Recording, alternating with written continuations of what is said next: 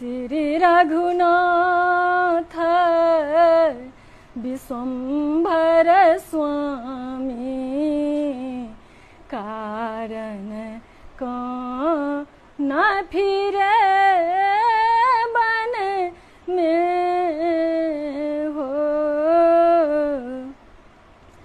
सावन साथ कियो राजा दशरथ हर्ष भयो के कई मन में हो। विकल भयो नर नारी अबध के सोच भयो जननी मन में हो।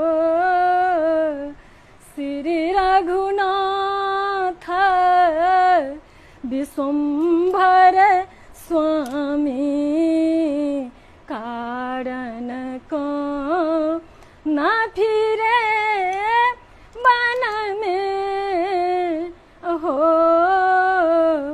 आसीन राम चलल मृग मारन राखी सिया लक्ष्मण संग में हो।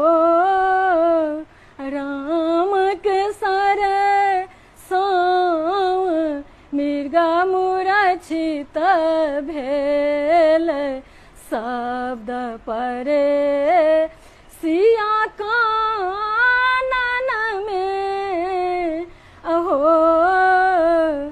श्री रघुनाथ विश्वम्भर स्वामी कारण कौन न फिरे बन में हो। कार्तिक रूप कठिन रावण के सीता हरण ओही अवसर में हो।